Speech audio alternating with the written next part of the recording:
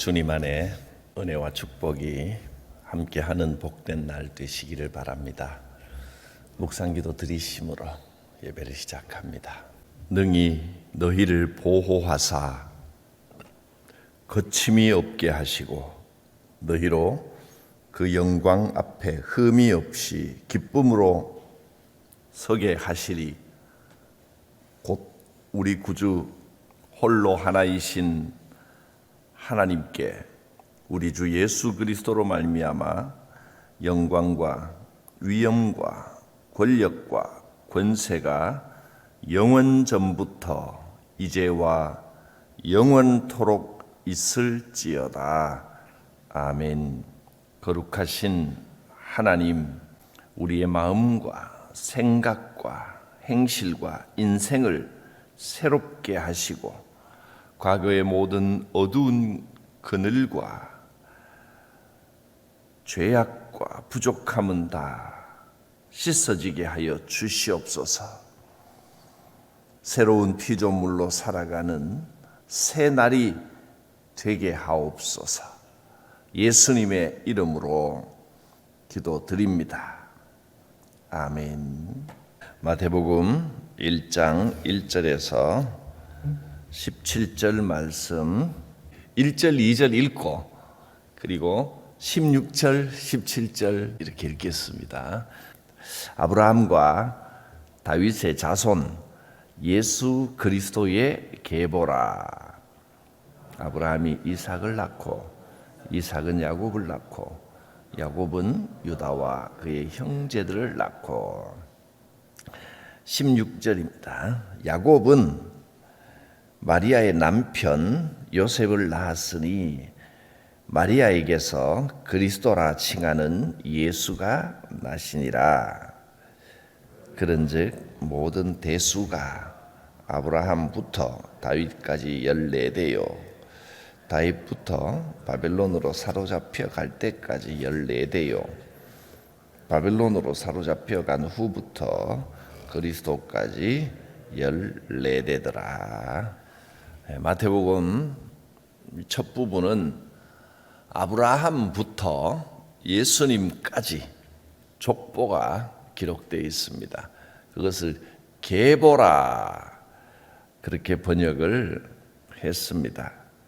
족보라는 말하고 계보라는 말하고는 약간 차이가 좀 있습니다. 족보는 역사적 사실 그대로를 기록한 것이고 계보는 그야말로 그 근본이 어디인지 어떻게 흐름이 이어져 왔는지 그걸 개략적으로 보여주는 것을 계보라고 합니다.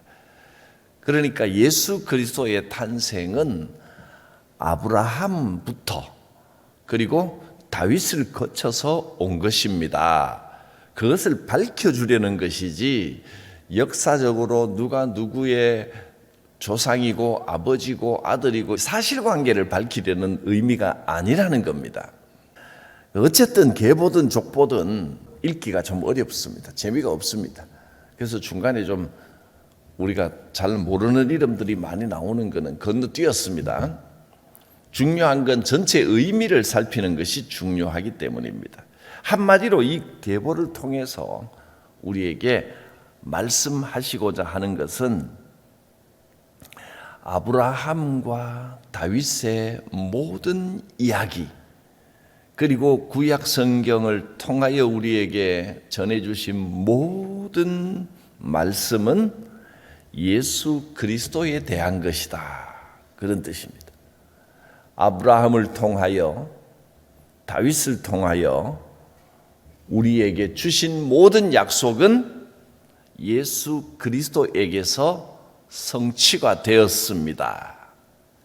그것을 알려주려는 것입니다. 또 마지막 17절에 14대 이렇게 아브라함부터 이 역사적으로 예수님까지 어쩜 이렇게 14대씩 딱딱 마치 계획해서 철저한 계획하에 한 듯이 이렇게 딱 맞을까 이렇게 생각할 수도 있는데 실제로 세보면 14대에 딱 맞지는 않습니다. 어떤 건 좀 빼고 어떤 건 넣고, 그래서 대략적으로 하나님의 계획 하에서 이렇게 움직여진 것입니다 라고 하는 메시지를 우리에게 주려는 것입니다. 그러니까 역사적 사실이 1대, 2대, 3대 세어가지고 숫자가 딱 맞아 떨어지는 거, 그거 중요한 것이 아니다. 이것이 마태복음, 우리 신약 성경의 메시지입니다. 역사적으로 숫자를 딱 끼워 맞추는 게 중요한 게 아니라 이 흐름 속에 하나님의 계획이 있었고 하나님의 뜻이 예수 그리스도에 의해서 이루어졌다는 것을, 그 메시지를 우리가 알아야 됩니다. 그것이 마태복음 첫 부분의 계보가 주시는 의미입니다. 아브라함의 이야기, 다윗의 이야기, 그리고 그 모든 구약 성경의 이야기들, 흐름들은 오직 예수 그리스도에게서 완성이 된 것입니다. 그리고 이제 마태, 마가, 누가, 요한 복음서를 비롯하여 그 이후에 이 복음이 확장되는 모든 신약 성경의 이야기는 예수 그리스도께서 왜 구세주이신지, 정말로 예수 그리스도가 하나님이 맞는지를 명확하게 증거해주고 밝혀주는 것이 신약 성경입니다. 그래서 구약 성경은 오실 메시아, 앞으로 오실 예수님에 대한 예언이고, 신약 성경은 오신 메시아, 이 땅에 육신을 입고 오신 예수님에 대한 증거입니다. 구약 성경은 오실 예수님에 대한 예언이요, 신약 성경은 오신 예수님에 대한 증거입니다. 구세주가 이 땅에 오셨습니다. 이 족보를 보면서, 이 계보를 보면서 어떤 분들은 이렇게 생각합니다. 아브라함이 참 훌륭했나 보다. 아브라함과 다윗이 얼마나 훌륭하고 귀했으면 그 자손 가운데 구세주가 났을까, 이렇게 생각하고 말씀합니다만은 마태복음의 계보가 우리에게 말씀하려고 하는 것은 그런 것이 아닙니다. 아브라함과 다윗이 훌륭하고 귀한 혈통이라서 예수님이 그 혈통에서 난 것이 아닙니다.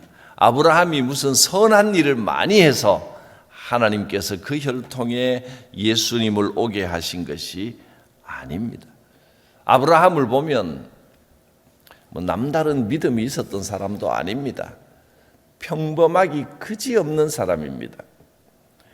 심지어는 그 아버지가 우상을 만들어 팔던 사람이라고 알려져 있습니다. 아무것도 아닌 정말 보잘것없는 아브라함을 하나님이 택하시니까 특별한 인생이 된 것입니다. 또 다윗에게도, 다윗이 무슨 대단한 왕이라서 그 혈통에서 예수님이 오신 게 아니고 하나님께서 다윗을 택하시니까 다윗이 특별한 인생이 된 것입니다. 내가 대단해서 하나님이 나를 택하신 것이 아닙니다. 내가 특출해서 하나님이 나를 주목한 것이 아니고 하나님이 나를 봐주시면 내 인생은 특별해지는 것입니다. 하나님께서 여러분을 사랑하시고 택하셨습니다. 아브라함을 택하시고 다윗을 택하셨듯이 나를, 여러분을 택해 주셨습니다.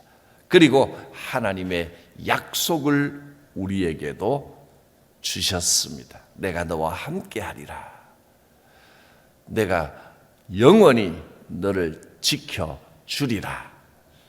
내가 너를 번성하고 번성하게 하리라. 하나님의 약속입니다. 아브라함에게 주셨던 약속, 다윗에게 주셨던 약속을 우리에게도 주셨습니다. 하나님의 약속은 틀림없이 이루어집니다. 수많은 과정을 거쳐서 결국 예수 그리스도가 이 땅에 오게 하셨습니다. 우리의 어떤 약점과 연약함에도 불구하고 하나님의 약속은 우리를 통하여 반드시 이루어집니다. 하나님을 의지하고 하나님을 바라볼 때 내 인생에 무슨 일이 일어날지 기대하시기 바랍니다. 하나님을 바라보고 하나님의 약속을 굳게 믿을 때 내 자손들 가운데 어떤 일이 일어날지 소망 가지고 기대하십시오. 하나님의 약속은 반드시 성취됩니다. 아브라함과 다윗의 자손 예수 그리스도의 계보라. 이 말 자체에 하나님의 약속은 반드시 이루어집니다. 그 의미가 이미 담겨 있습니다. 우리의 인생의 역사, 우리를 향한 하나님의 약속은 반드시 성취됩니다. 또 한 가지 이 족보를 조금 더 살펴보면 재미있는 사실들이 있습니다. 여인들 이름이 몇 사람 등장한다는 것입니다. 당시의 유대인들의 관습에 의하면 이것은 굉장히 파격적인 일입니다. 당시의 여인들은 아무런 권리도 없는 존재로 취급이 되었습니다. 그러니까 남자에 속한 하나의 부속품으로 보지 온전한 생명체로 생각하지를 않는 시대였습니다. 가정에 무슨 부속품처럼. 그래서 여자의 이름이 이 족보, 예수님의 계보에 들어간다는 것은 상상할 수도 없는 일인데 더구나 여기에 등장하는 여인들이 무슨 시대를 빛내고 그 시대에 어마어마한 업적을 이룬 그런 사람들이라면 그것도 또 혹 이해할 수 있을지 몰라도 실제로 나오는 이름들 보면 그 사건을 이야기하기도 좀 부끄러운 낯뜨거운 인물들이 나오는 겁니다. 다말, 라합, 룻, 세바 전부 다 이 상세하게 다 어떤 사람이고 어떤 사건이고 다 말하지는 않겠습니다만은 어떻게 보면 두 번, 세 번 말하고 싶지 않은 이름들이 메시아 계보에 그 이름들이 나와 있다는 겁니다. 이것이 복음이고 이것이 은혜입니다. 대표적으로 또 라합 같은 경우도 접대부 아닙니까? 그 당시에 룻은 이방인이고 하여튼 다 그렇습니다. 형편없는 여인들의 이름이 예수님 계보에 올라가 있습니다. 당시 유대인들은 이것을 지금도 그 사건을 이야기하려면 좀 민망하지만 그 당시에는 굉장히 부끄럽고 말도 안 되는 있을 수 없는 이야기인데 그 이름들을 다 올렸습니다. 왜냐하면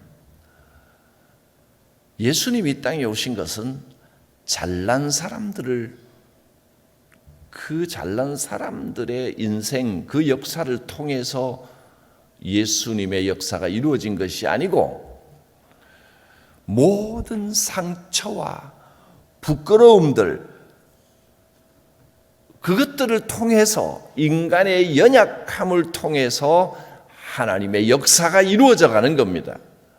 하나님께서 다 용서하시고 회복시키시고 인간의 부족하고 그 부끄러운 역사, 그 부끄러운 인생들을 통해서 하나님의 역사를 이루어 가시는 겁니다.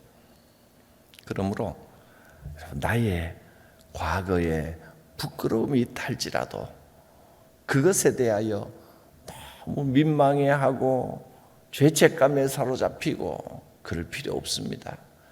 주 안에서 용서함 받으면 됩니다. 주님을 바라보면 됩니다. 주께서 내 모든 약점과 죄악을 다 아시고 덮어주시고 괜찮다. 그 일을 통하여 나의 역사를 이끌어 간다라고 하십니다. 현재가 중요합니다. 지금 우리가 하나님 앞에 앉아 있고 우리가 지금 하나님을 바라보며 하나님께 영광 돌리고 예배하고 있다는 사실 자체가 중요한 겁니다. 지금 하나님 앞에서 우리의 모든 부끄러운 과거는 다 용서되고 다 용납되었습니다. 오늘 아침 예수님의 계보가 우리에게 놀라운 것을 약속해 주십니다. 우리가 어떤 종류의 인간이었다 할지라도 내가 과거에 어떤 부끄러운 일과 죄악을 겪었다 할지라도 어떤 종류의 죄라도 예수 그리스도 안에 들어오면 우리는 하나님의 자녀요 하나님의 백성으로 하나님의 약속이 우리를 통하여 이루어집니다. 사실 과거를 돌이켜 생각하면 부끄러운 일 한두 가지 없는 사람들이 어디 있습니까? 지금 생각과 지금 어떤 느낌과 지금 이 정도의 어떤 감각을 가지고 20년 전, 30년 전으로 돌아가면 잘 살 것 같습니다. 그런데 지나온 과거들, 어린 시절에 좀 덜 자랐을 때, 미숙할 때, 그때는 누구나 또 실수를 저지르며 살아갑니다. 모르겠습니다. 또 한 10년, 20년 후에 지금을 돌아보면 내가 그때 조금 더 잘할 걸, 그럴 일이 있을지 모르겠습니다. 인간은 항상 그렇게 부족한 겁니다. 그런데 하나님께서는 그 부족한 모습 그대로 다 받아 주셨습니다. 내 이름이, 여러분의 이름이 이미 생명책에 기록되었습니다. 메시아의 이 구원의 계보에 여러분의 이름도 새겨졌습니다. 이 놀라운 사실을 믿으시기를 바랍니다. 그렇게 보면 마태복음의 이 계보, 잘 알지도 못하는 계보를 굳이 구약 성경에 또 다 나와 있는 걸 굳이 이렇게 여기다가 길게 적어서 성경 좀 읽으려고 신약 성경을 펴자마자 지루하게 힘들게 만들 이유가 있었나? 꼭 이걸 여기에 적어야 되나? 이렇게 생각할 수도 있지만, 그러나 이 의미를 알고 보면 이 본문의 계보는 재미없고 지루한 내용이 아니라 나를 구원하신 하나님의 놀랍고 가슴 벅찬 구원의 역사를 요약해 놓은 것입니다. 이 부족하고 죄 많고 어리석은 나를 이 역사를 통하여 아브라함과 다윗의 역사, 예수님까지 이르는 이 역사를 통하여 우리를 향한 놀라운 구원의 약속을 확인하고 계신 것입니다. 그렇게 하나님께서 계획하신 생명의 역사가 이어져 가고 있습니다. 그 내용은 이런 것입니다 하면서 이제 18절부터 예수님의 탄생을 말씀하시는 겁니다. 하나님이 이끌어 가시는 이 놀라운 구원의 역사, 생명의 역사입니다. 또 이 계보를 보면 제일 많이 나오는 단어가 뭡니까? 낳고입니다. 계속해서 낳고 누가 누구를 낳고 이렇게 생명의 역사가 이어지도록 하나님께서 이끌어 오셨다는 것입니다. 지금도 우리를 통해서, 여러분을 통해서 하나님의 생명의 역사가 이어져 가고 있습니다. 낳고가 뭐 그렇게 중요할까? 무슨 의미가 있을까? 그런데 창세기 5장에 보면 아담의 후손들의 역사가 나옵니다. 이 땅에 이 마태복음의 낳고와 비슷합니다. 본격적으로 인간에 대한 역사를 시작하면서 창세기 5장에 아담의 후손의 계보, 거기에는요 낳고가 아닙니다. 뭐라고 되어 있냐면 누구는 몇 살에 살다가 죽고, 누구는 몇 살까지 살고 죽고 이렇게 되어 있습니다. 원래 인간의 역사는 죽고입니다. 그런데 예수님을 통하여 낳고 새로운 생명의 역사, 약속의 역사가 시작되었다는 것입니다. 이것이 복음의 기쁜 소식이고, 이것이 우리를 향한 하나님의 놀라운 은혜입니다. 생명의 역사가 예수 그리스도로부터 시작되었습니다. 우리의 인생은 생명책에 기록된 하나님께서 인도하시는 소망의 역사입니다. 하나님의 약속을 의지하시기 바랍니다. 하나님께서 일하십니다. 기대하십시오. 기도합니다. 살아계신 생명의 하나님, 나를 사랑하신 하나님, 나에게 구원의 참 생명을 주신 하나님, 이제 마태복음부터 이 신약 성경에 예수 그리스도를 통한 생명의 역사, 우리를 향한 소망과 약속의 역사를 묵상하며 살펴보게 될 것입니다.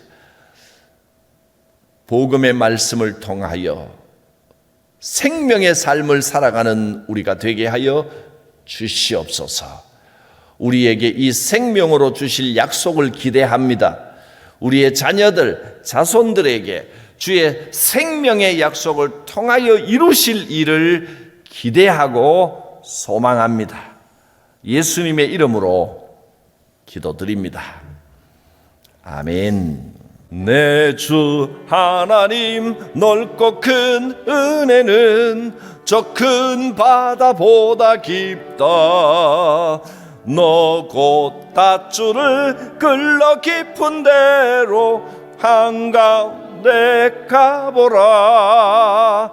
언덕을 떠나서 장파에 배 띄워 내 주 예수 은혜의 바다로 내 맘껏 쳐가라. 왜 너 인생은 언제나 거기서 저 큰 바다 물결 보고 그 밑 모르는 깊은 바다 속을 한번 헤아려 안 보나. 언덕을 떠나서 창파에 배 띄워 내 주 예수 은혜의 바다로 내 맘껏 쳐가라. 많은 사람이 얕은 물가에서 저 큰 바다 가려다가 찰싹거리는 작은 파도 보고 마음 약하여 못 가네. 언덕을 떠나서 장파에 배 띄워 내 주 예수 은혜의 바다로 내 맘껏 쳐가라. 자 곧 가거라. 이제 곧 가거라. 저 큰 은혜 바다 향해 자 곧 내 노를 저 깊은 데로 마하라 망망한 바다로 언덕을 떠나서 장파에 배 띄워 내 주 예수 내의 바다로 내 맘껏 져가라. 주님 가르치신 기도드립니다. 하늘에 계신 우리 아버지, 아버지의 이름을 거룩하게 하시며 아버지의 나라가 오게 하시며 아버지의 뜻이 하늘에서와 같이 땅에서도 이루어지게 하소서. 오늘 우리에게 일용할 양식을 주시고 우리가 우리에게 잘못한 사람을 용서하여 준 것 같이 우리 죄를 용서하여 주시고 우리를 시험에 빠지지 않게 하시고 악에서 구하소서. 나라와 권능과 영광이 영원히 아버지의 것입니다. 아멘.